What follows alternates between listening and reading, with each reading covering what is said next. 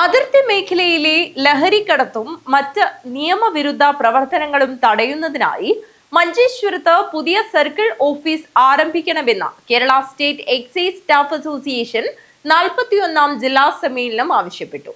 കാഞ്ഞങ്ങാട് വ്യാപാര ഭവനിലാണ് സമ്മേളനം നടന്നത്. ഗോവിന്ദൻ പള്ളിക്കാപ്പിൽ MLA ഉദ്ഘാടനം നിർവഹിച്ചു. കേരള സ്റ്റേറ്റ് എക്സൈസ് സ്റ്റാഫ് അസോസിയേഷന്റെ 41ാമത് കാസർഗോഡ് ജില്ലാ സമ്മേളനം സമാപിച്ചു. ഗോവിന്ദൻ പള്ളിക്കാപ്പിൽ MLA ഉദ്ഘാടനം ചെയ്തു. അത് ഏറ്റവും ശക്തമായ നിലയിൽ നടത്തിക്കൊണ്ടുപോകണം.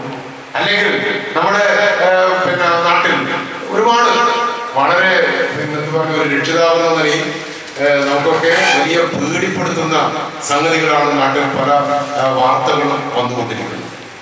അപ്പൊ അതുകൊണ്ട് തന്നെ ചിലപ്പോൾ ഞാൻ നേരത്തെ പറഞ്ഞ പോലെ രോഗം വരുന്നതിന് മുമ്പ് അതിന് ആവശ്യമായ പരിഹാരം ഉണ്ടാക്കാൻ ഏറ്റവും നല്ലത്. അതുപോലെ തന്നെ ചില ആളുകൾ അതിന് അടിമയായി പോയാൽ അവരെ ഒറ്റപ്പെടുത്തുന്ന സമീപനം ചില കേന്ദ്രങ്ങളിൽ ഉണ്ടാകാം.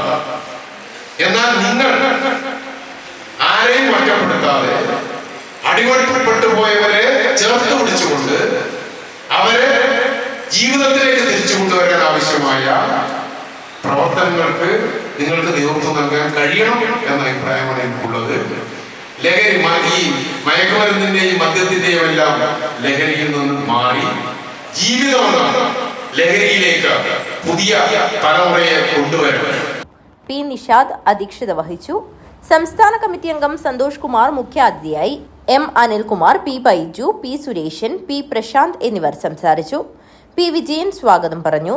വിവിധ മേഖലകളിൽ കഴിവ് തെളിയിച്ച അംഗങ്ങളുടെ മക്കളെ ചടങ്ങിൽ വെച്ച് ആദരിച്ചു.